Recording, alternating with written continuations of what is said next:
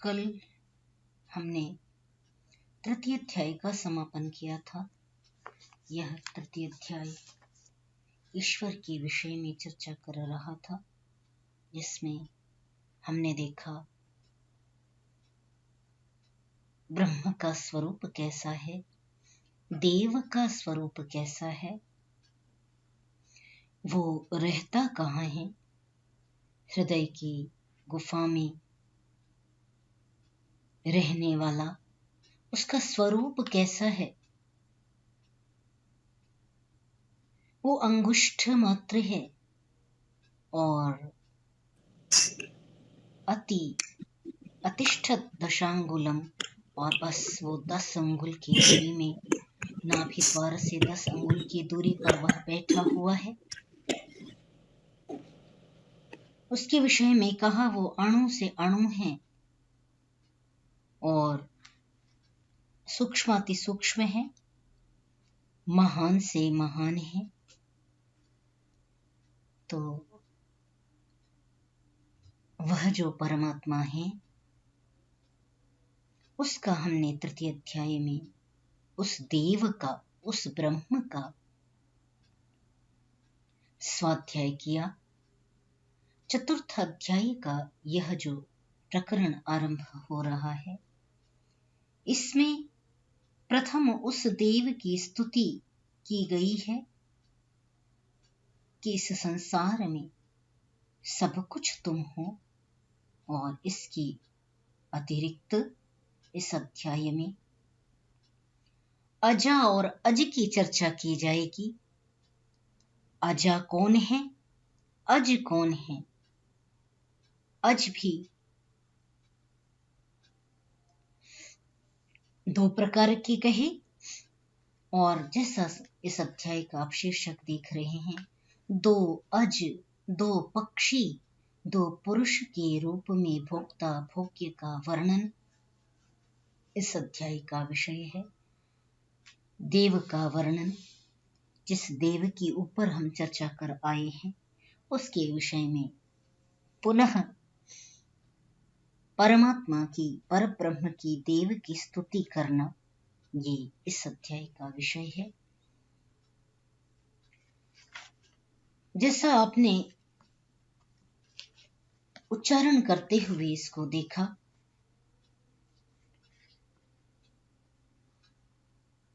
यह एकः अवर्णः, एकः की चर्चा पहले भी कई बार कर आए हैं।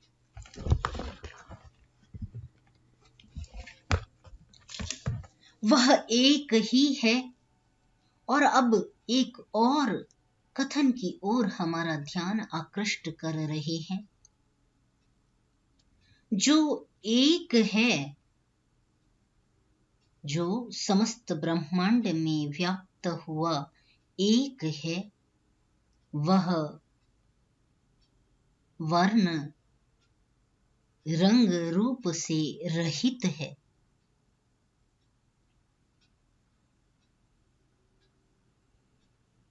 जो देव एक है वो रंग रूप से रहित है। अवर्णः कहा, उसका कोई रंग नहीं है, उसको काला गोरा, कि वो भगवान काले रंग का है और गोरे रंग का है, तो ऐसा भी नहीं है। शास्त्र ने बड़े स्पष्ट शब्दों में कहा कि वो पहली बात वो एक है, और दूसरी बात वो अवर्ण है, उसका कोई रंग नहीं है।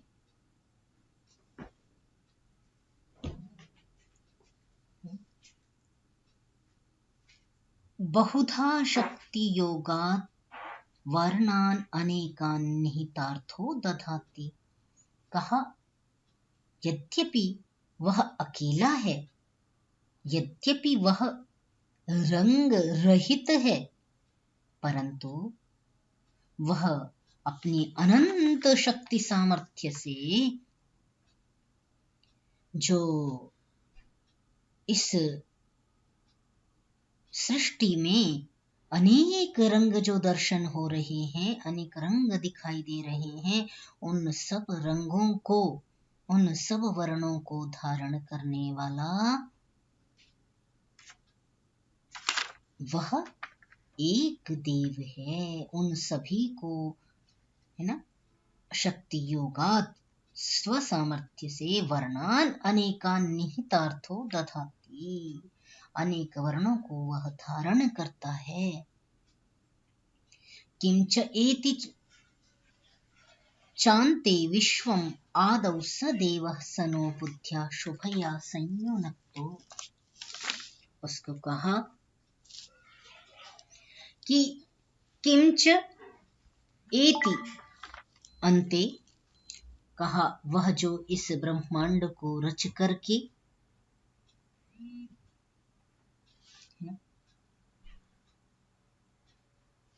वह जो धारण करता है। बार बार आपका ये प्रश्न आता है ना कि ब्रह्मा कौन, विष्णु कौन, महेश कौन? बनाने वाला तो कोई है, धारण करने वाला कोई है, संहार करने वाला कोई है। तो पुनः स्थापना करते हुए कहा वह एक है, रंग रूप से रहित है, और वो इस उत्पन्न हुई सृष्टि में विविध रंगों को धारण कराने वाला है। वह इस सृष्टि का धारण करता है। दधाति च वि एति, और अंत में व्यय कर देता है, इस सृष्टि का संहार कर देता है, विशेष रूप से इसका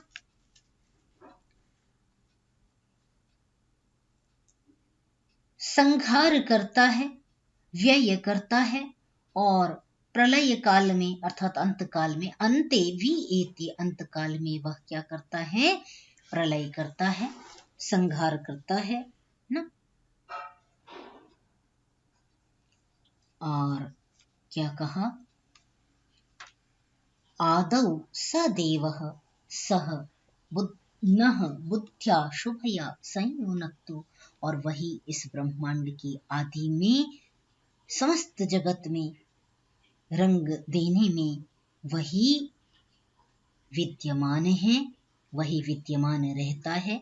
अर्थात सृष्टि की आदि में भी वह एक है ना, उसके पूर्व भी वह एक है, और सृष्टि बनने के बाद भी वह एक विद्यमान है, धारण कर रहा है। और सृष्टि के जब समापन करना है, संहार करना है, तो अंते, अंत में भी वही कार्य कर रहा है।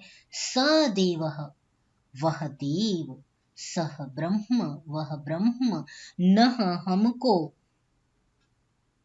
बुद्ध्या शुभया संयुनक्तो, शुभ बुद्धि से हमको युक्त करे।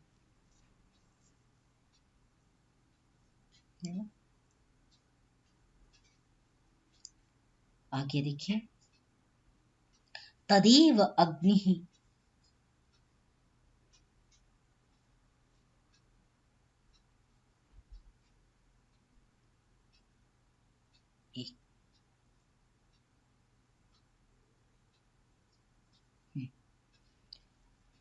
तदेव अग्निः, तदादित्यः, तद् वायुः, तद् ऊ चंद्रमाः, तदेव शुक्रम, तद ब्रह्म, तदापस्तत् प्रजापतिः। ये भी यजुर्वेद का मंत्र है।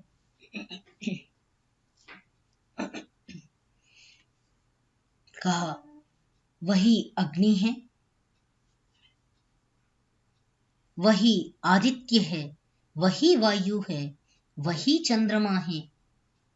जिन जिन देवों में हमें विशेषता दिखाई देती है, जिन जिन देवों की महिमा से हम उपकृत होते हैं, जिन जिन देवों में हमें श्रद्धा आती है कि हम सूरज के समुपासक हैं, हम चंद्र के उपासक हैं, इस प्रकार अलग अलग जिनमें श्रद्धा आती है, कहते हैं तदेव शुक्रम, वह ही अग्नि है, वही आदित्य है, वही वायु है और निश्चय से वही चंद्रमा है। तदेव शुक्रम, वही शुक्र है, वही ब्रह्म है, वही जल है, वही प्रजापति है। तो पंच तन मात्राओं के साथ में प्रजापति और ब्रह्म के विषय को भी यहाँ पर उद्धृत किया और कहा प्रजापति भी वही है और प्रजापति की जो अपर अवस्था है वह भी ब्रह्म, वह भी वही है। तो अलग नहीं देख सकते, उसका दर्शन अलग नहीं कर सकते।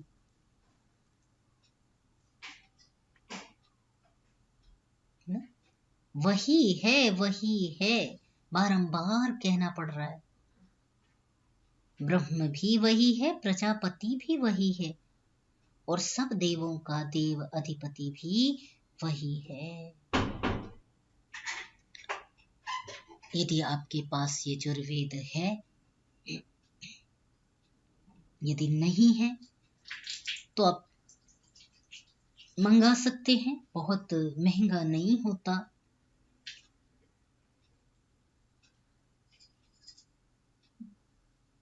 और उसमें उसको देखें कि आपके पास एक कॉपी यजुर्वेद की होनी भी चाहिए। मैंने वेद तो हमारे घर में होना ही चाहिए। हमें गर्व होना चाहिए कि हम वैदिक संस्कृति में के अनुयायी हैं और हमारे घर में वेदादि सद्ग्रंथ रहें और रहे ही नहीं, उनका हम अध्ययन भी करें, उन्हें हम देखें भी। वेद जिनको हम सृष्टि का आदि ग्रंथ, परम पिता परमात्मा की कृति कहते हैं, जो अपौरुषेय ग्रंथ हैं, वो हमारे घर में रहें, हम उनका अध्ययन करें, उनका पाठ करें, हमारे घर में मंत्रों की ध्वनियां गूंजें।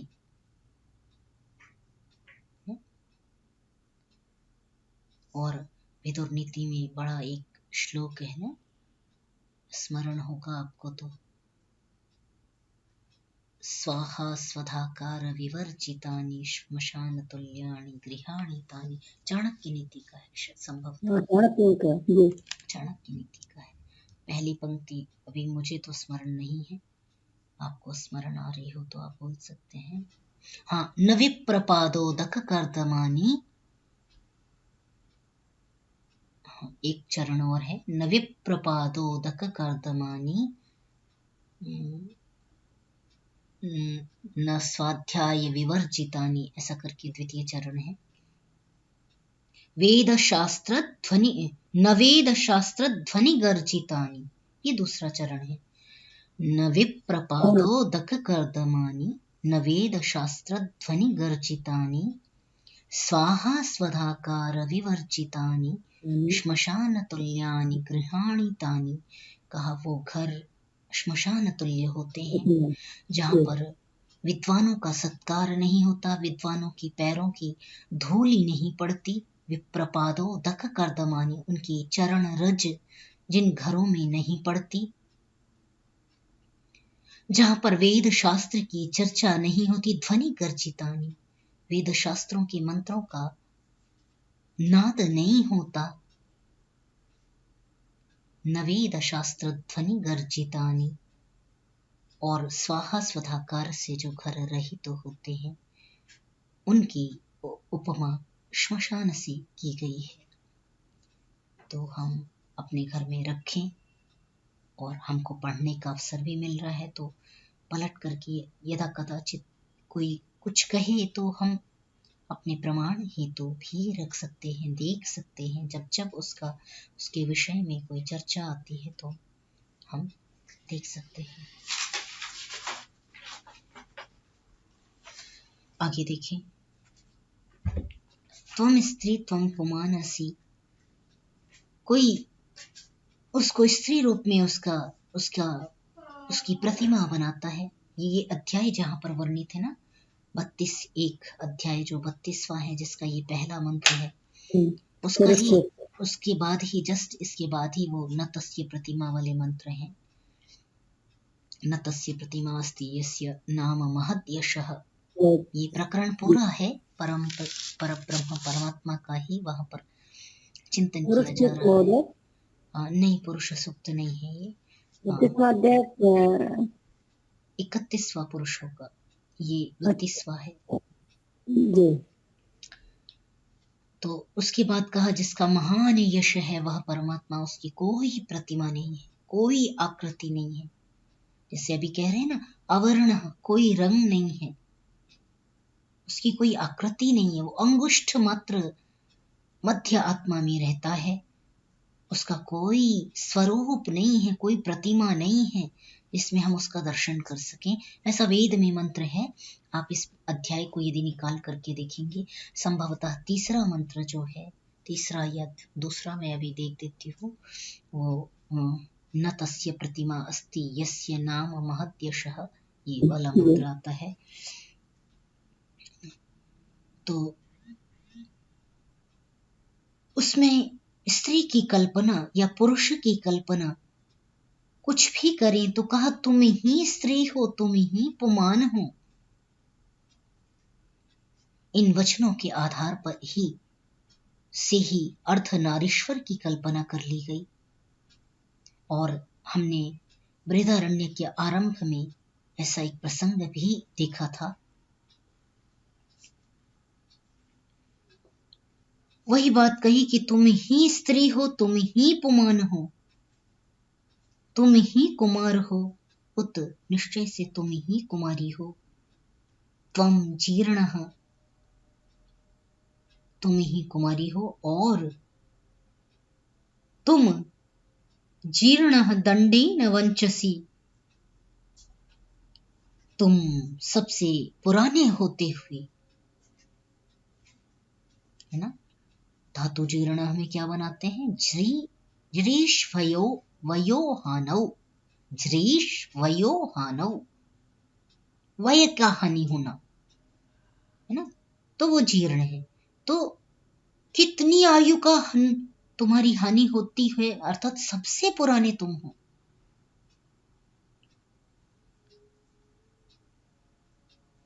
तो त्वम जीर्णः, तुम सबसे ज्यादा पुराने हो।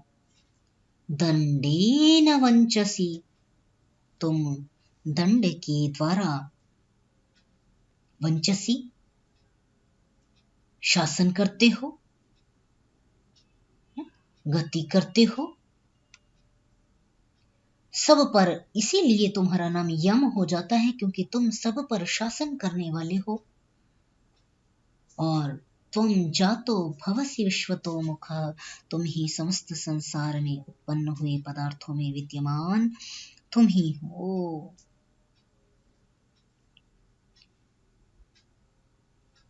तुम ही सबके मुख हो, सभी पदार्थ तुम में व्याप्त हैं। नीलः पतंगो हरितो लोहिताक्षस्तडित गर्भ ऋतवः समुद्राः।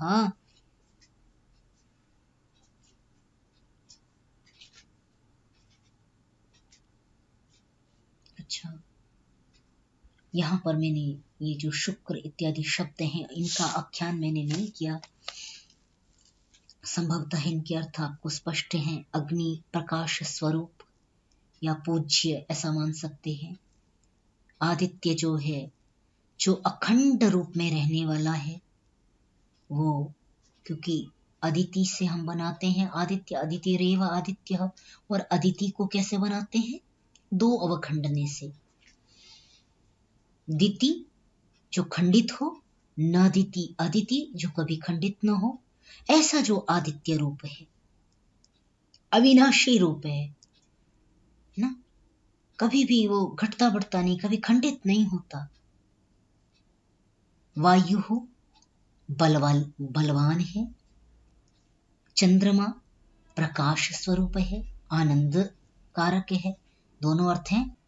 चदि आह्लादे सुखे च, ये धातु पाठ की धातु है कि चंद्रमा, आप धातु पाठ भी रख सकते हैं। यदि ये रामलाल कपूर ट्रस्ट सोनीपत हरियाणा से मंगाएं तो 10-15 रुपए की ये पुस्तकें मिल जाती हैं।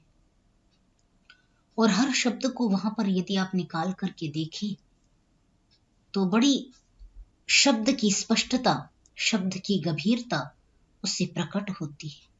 तो वहां धातु है चदि आह्लादे सुखे च, आह्लादित करने वाला, सुख प्रदान करने वाला, आनंद कारक जो चंद्रमा है। तदेव शुक्रम, वही शुद्ध स्वरूप है। शुक्र शब्द का प्रयोग किया था ना, तो वह शुद्ध स्वरूप जो है वह ब्रह्म है, वह प्रजापति है। ठीक है, ये छूट गया था मुझे, अभी देखा तो मेरे मन में ये आया कि शब्दों का व्याख्यान नहीं हुआ है ना। ठीक है, नेक्स्ट हो चुका है, इसके आगे हम देखते हैं। नीलः पतंगः हरितः,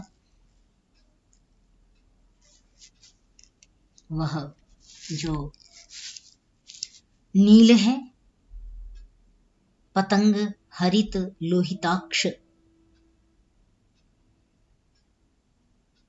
उसको कहा कि वो नील वर्ण है।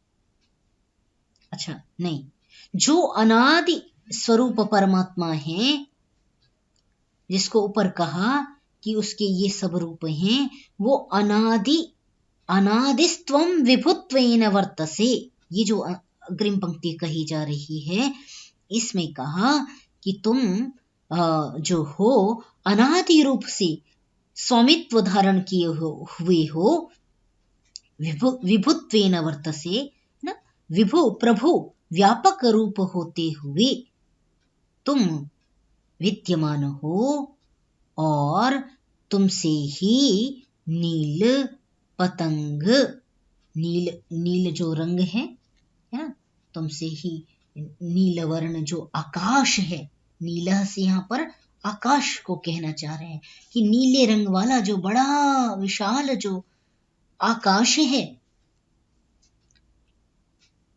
पतंगः, जो सूर्य है, पतंग शब्द से सूर्य कहा गया,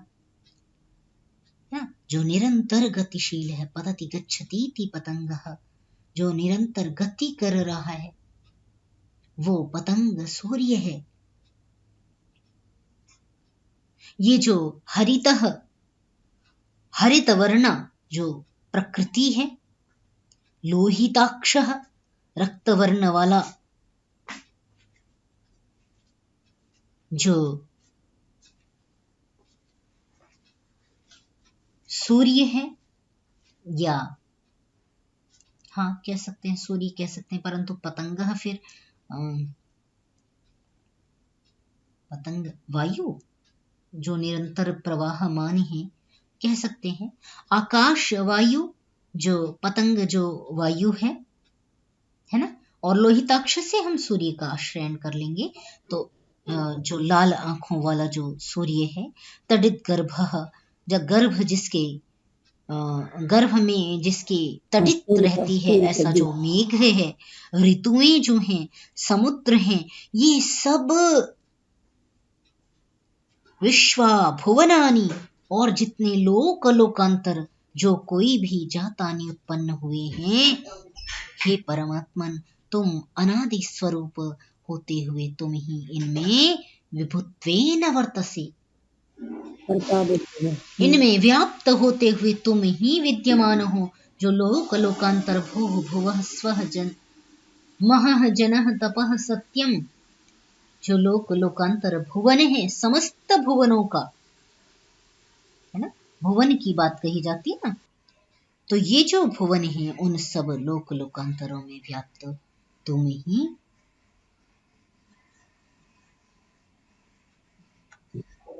हो, है ना। आगे कहते हैं, आगे देखें। अजामे काम लोहित शुक्ल कृष्णाम बह्वीः प्रजाः सृजमानां स्वरूपाः। जो अजा अज की बात कही थी वो इस श्लोक में आरंभ हो रहा है। यह जो वचन है अजा, एका, एक अजा है। कितने रंग वाली है वो अजा? कहते हैं कि वो लोहित शुक्ल कृष्णा,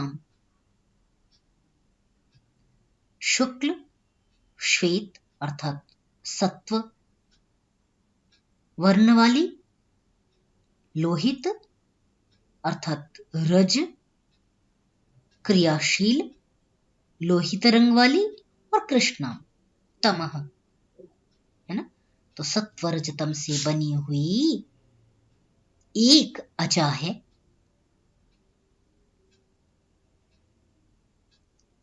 बह्वीः प्रजाः सृजमानां स्वरूपाः। स्वरूप होने से अर्थात जब सत्व रज तम साम्य होते हैं तभी यह रूपवती अजा हमें दृश्यमान होती है। अर्थात प्रकृति की जो ये सुंदर सुंदर रंग में प्रकृति हमें दिखाई दे रही है वो कब होती है? जब कभी सत्व बढ़ता है, किसी में रज तम इत्यादि नहीं, जब ये विषमावस्था में होते हैं ना, वो तो प्रकृति का उदाहरण है, सत्व रजस्तम साम्यावस्था। परंतु जब ये कम अधिक होते हैं, कभी सत्व की प्रधानता, कभी रज की प्रधानता, कहीं तम की प्रधानता इत्यादि, जब ये विषमावस्था में होते हैं, कोई कम कोई अधिक, तो प्रकृति में विविध रंग देखे जाते हैं। जैसे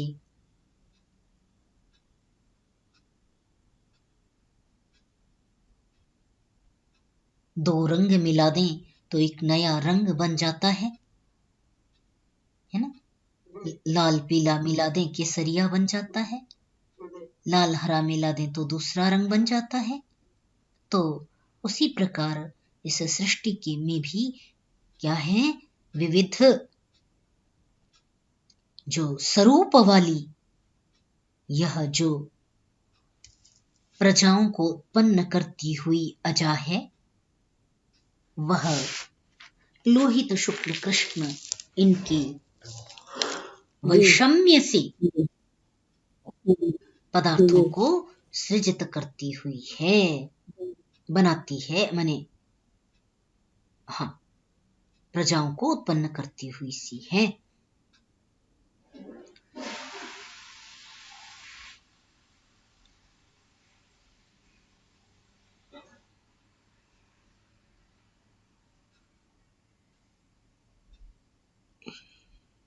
और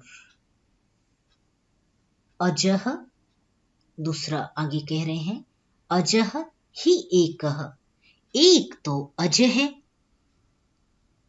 एक अज है, एक उत्पन्न न होने वाला, एक अजा थी जो उत्पन्न न होने वाली थी, कारण रूपा प्रकृति, और वही कारण रूपा प्रकृति लोहित शुक्ल कृष्ण के साथ मिलकर के कार्य रूपा होती है। जब लोहित शुक्ल कृष्ण की वैषम्य की स्थिति होती है तो वो कार्य रूप हो जाती है। आगे कहा कि एक अज भी है जो सर्वदा नित्य रहता है, क्योंकि मैं बारंबार ये कथन की चर्चा करती हूं, नित्य पदार्थ तीन है ना, ईश्वर जीव प्रकृति, तो उसी का यहां कथन किया जा रहा है कि अजह ये कह, एक और भी अज है, अनादि है। वो कौन है? जीवात्मा है। दूसरे तत्व की चर्चा की जा रही है, जीवात्मा तत्व की चर्चा है। तो कहा जो जुष्माण अनुशेते, जो इनको सेवन करता हुआ, जी, इस जो लोहित शुक्ल कृष्ण रूपा जो अजा थी उसका सेवन करता हुआ अनुशेते, उसके साथ चिपका रहता है, उसके साथ शयन करता है, उसमें लिप्त रहता है, सोता है, अर्थात वह क्यों संसार में आया इसका उसको बोध नहीं होता, वह दृष्टा नहीं होता, वह भोगता होता है। जब वह इस स्थिति में होता है तो वह जुषमाणः अनुशेते, भोग करता हुआ, अनुशेते उसके साथ शयन करता है, रहता है। और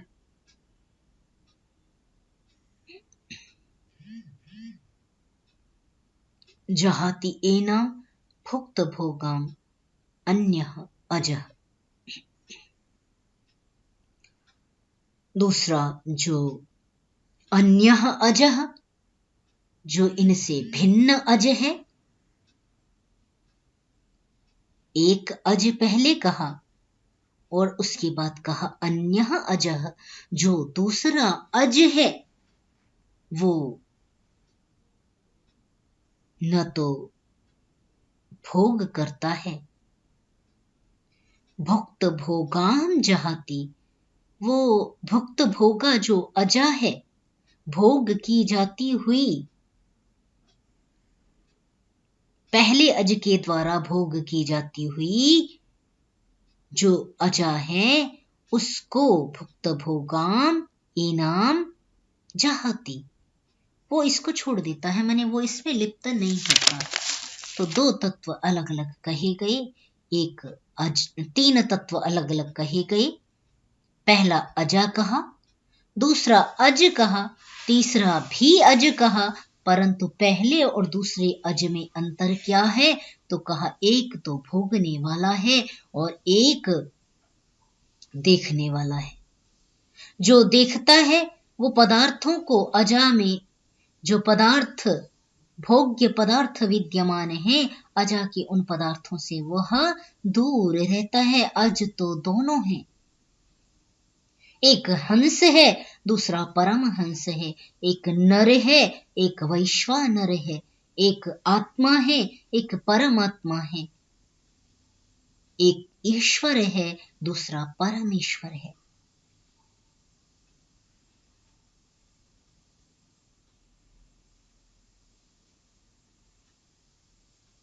तो परमहंस जो है वो तो वस्तुतः परमात्मा है।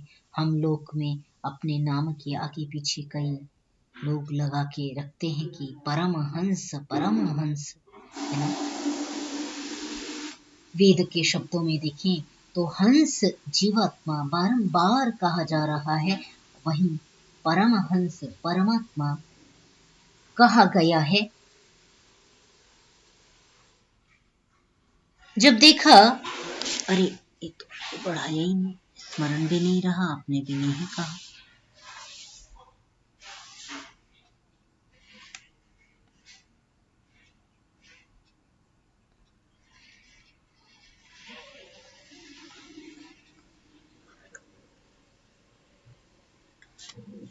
जब देखा कि स्पष्टता थोड़ी सी हुई तो विषय को आगे भी स्पष्ट करते हुए कहा कि द्वा सुपर्णा सयुजा सखायः समानम वृक्षम परिशस्व जाते।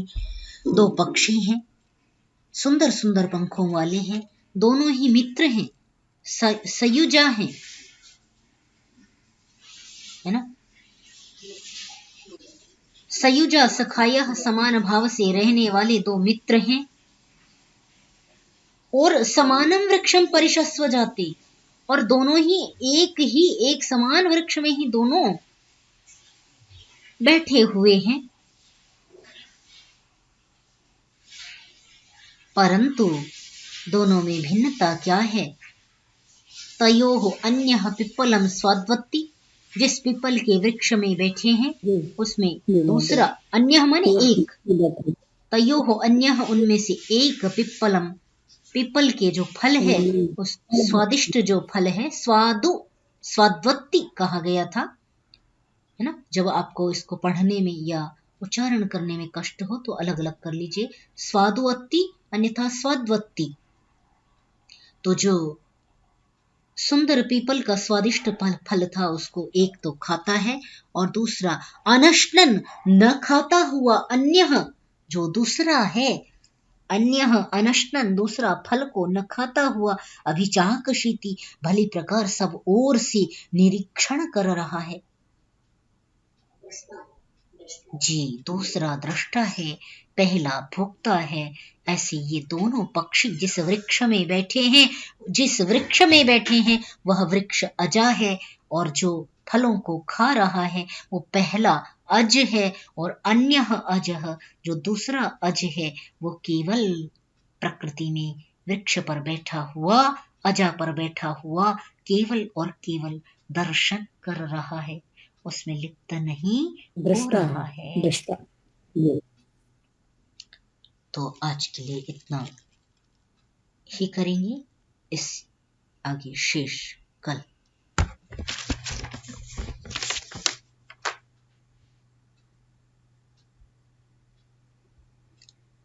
आपका कोई विशेष चिंतन का बिंदु, विमर्श का चिंतन विमर्श का कोई बिंदु आपके पास अभी मन में है तो आप भी रखें।